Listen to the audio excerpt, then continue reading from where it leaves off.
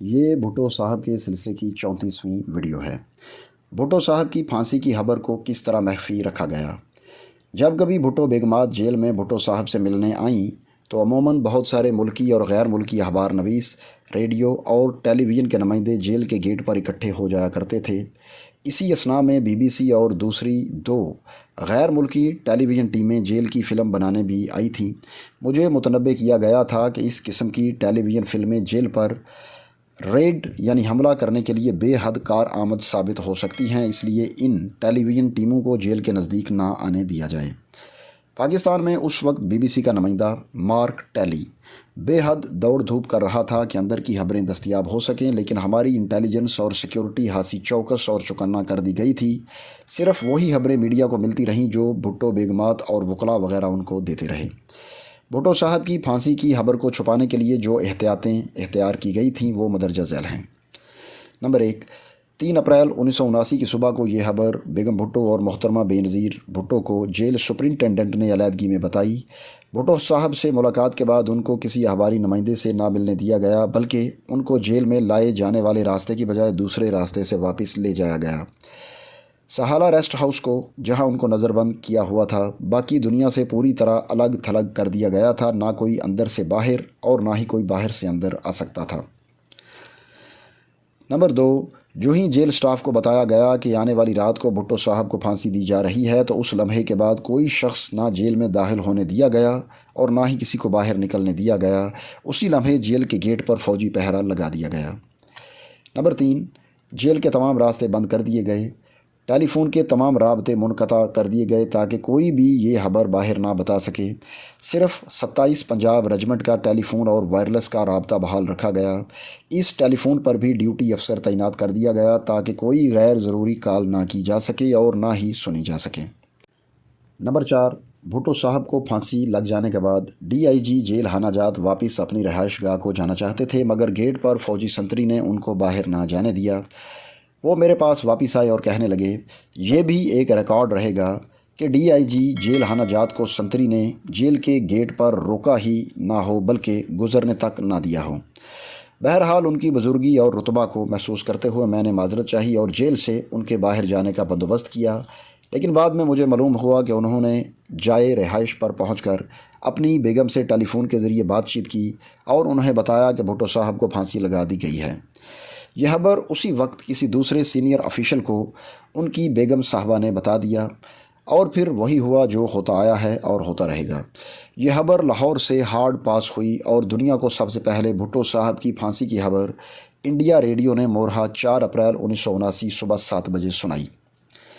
Number 5، رات یعنی 3-4 April رات 1979 اخباری نمائندے پوری طرح بھاگ دوڑ کر رہے تھے کہ صحیح خبر معلوم ہو سکے۔ بیچارے 2 رپورٹر اپنی موٹر سائیکلوں پر جیل کے ارد گرد چکر لگا رہے تھے کہ رات کی پیٹرول پارٹی نے گرفتار کر لیے۔ ان کو 27 پنجاب کے کیمپ میں بمے ان کی موٹر سائیکل بند کر دیا گیا اور اگلی صبح کافی دیر بعد انہیں چھوڑا گیا۔ میں ان صاحبان سے معذرت خواہ ہوں۔ نمبر 6، مجھے بعد میں پتہ چلا کہ مارشل حکام نے بھٹو صاحب کی پھانسی کی خبر پوشیدہ رکھنے کے لیے ڈی سی اور کمشنر راولپنڈی کو بھی بر وقت اور پوری اطلاع نہ دی تھی۔ نمبر 7، بھٹو بیگمات کی آخری ملاقات کے بعد بھٹو صاحب کے وہ رشتہ دار جو راولپنڈی میں حاضر تھے، ان کو بھٹو صاحب کے ساتھ آخری ملاقات نہ کروانے کی اصل وجہ یہ تھی کہ ان ملاقاتیوں کے بعد یہ خبر مخفی نہ رکھی جا سکے گی۔ حکام مدرجہ بالا احتیاطوں کے باعث بھٹو کی پھانسی کی خبر راز میں رکھنے میں بہت حد تک کامیاب رہے تھے۔ 3 اپریل 1979 کو آخری ملاقات کے بعد بیگم بھٹو اور محترمہ بے نظیر بھٹو جب مجھ سے جیل میں ملی کہ بیگم صاحبہ صدر پاکستان سے اپنی ذاتی اپیل کرنا چاہتی ہیں اور میں ان کی اس سلسلے میں مدد کروں، اسی دوران ان بیگمات نے مجھے بتایا تھا کہ بھٹو صاحب لاڑکانہ میں دفن ہونا چاہیں گے۔ 5 اپریل مجھے SMLA نے کہا تھا کہ بھٹو بیگمات کو 1-2 دنوں میں نوڈیرو لے جایا جائے گا اور مجھے ان کے ہمراہ جانا ہوگا۔ میں نے سوچا کہ بیگمات کے ساتھ اس سفر کے دوران میں انہیں آخری لمحات کے متعلق بتا سکوں گا، لیکن نامعلوم وجوہات کی بنا پر مجھے بھٹو بیگمات کے ساتھ نہ بھیجا گیا اور میں ان کو بھٹو صاحب کے آخری لمحات کے متعلق، جس کے لیے وہ بے حد مضطرب رہی ہوں گی، نہ بتا سکا۔ پھر میرے جنرل محمد ضیاء الحق صاحب کے ساتھ تعلقات۔ مجھے جنرل ضیاء الحق صاحب کے ساتھ کام کرنے کا کبھی موقع نہ ملا تھا۔ میں نے پہلی مرتبہ ان کو اس وقت دیکھا جب وہ پاکستان فوج کے چیف آف اسٹاف مقرر ہوئے اور انہوں نے فوج کی کمان سنبھالنے پر school of infantry and tactics Quetta کا پہلا دورہ کیا، جہاں میں چیف انسٹرکٹر کے فرائض انجام دے رہا تھا۔ اس موقع پر بھی بات ان کے مصافحے یا چائے کے میز پر آمنے سامنے اور الیک سلیک سے آگے نہ بڑھی۔ نومبر 1977 میں میری تبدیلی انفینٹری اسکول کوئٹہ سے 27 پنجاب رجمنٹ راولپنڈی ہوئی۔ یہ پلٹن 111 بریگیڈ کا حصہ تھی۔ اس بریگیڈ کی اپریشنل ذمہ داری تو کہیں اور تھی، لیکن ان دنوں اس کا کام دارالحکومت اسلام آباد، راولپنڈی کا علاقہ بمبے پریزیڈنسی ان کی حفاظت تھا۔ مارشل لاء کے نفاذ کی وجہ سے یہ بریگیڈ اہم ذمہ داری پر مامور تھا۔ 1978 کے رمضان کے مہینے میں تینوں کمانڈنگ افسران اور وہ جوان جو صدر صاحب کی حفاظت کے ذمہ دار تھے کو آرمی ہاؤس، جہاں صدر صاحب رہ رہے تھے، میں افطار پر مدعو کیا گیا۔ افطاری اور مغرب کی نماز کے بعد ہم سب کھانے کی میز پر آئے۔ جنرل محمد ضیاء الحق صاحب آ کر میری کرسی کے ساتھ والی نشست پر تشریف فرما ہوئے۔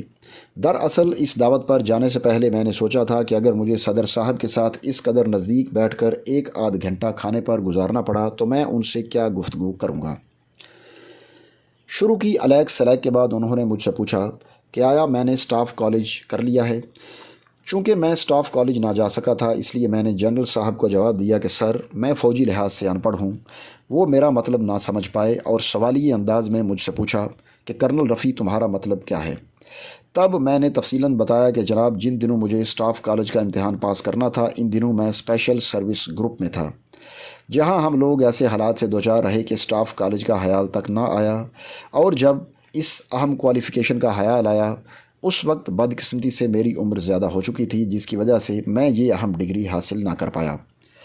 جنرل صاحب نے فرمایا کوئی بات نہیں، تم اگلے کورس کے لیے چلے جاؤ۔ میں نے ان کا شکریہ ادا کیا، لیکن بغیر سوچے سمجھے عرض کیا کہ جناب، اب چونکہ میں عمر، سروس اور عہدے میں کافی آگے آ چکا ہوں، اس کے علاوہ سٹاف کالج میں تقریباً تمام اساتذہ مجھ سے جونیئر ہیں اور کئی تو یونٹ کمانڈر کورس میں میرے شاگرد بھی رہ چکے ہیں، اس لیے میں ایسے حالات میں سٹاف کالج نہ جانا چاہوں گا۔ جنرل صاحب نے فرمایا وہ تمہاری اپنی مرضی ہے، لیکن اس اہم ڈگری کے ساتھ ایک افسر کی سرکولیشن ویلیو نہیں بڑھ جاتی، بلکہ آگے ترقی کے مواقع بھی ہوا کرتے ہیں۔ میں اس رات نامعلوم کیوں اتنا بے دھڑک جواب دے رہا تھا۔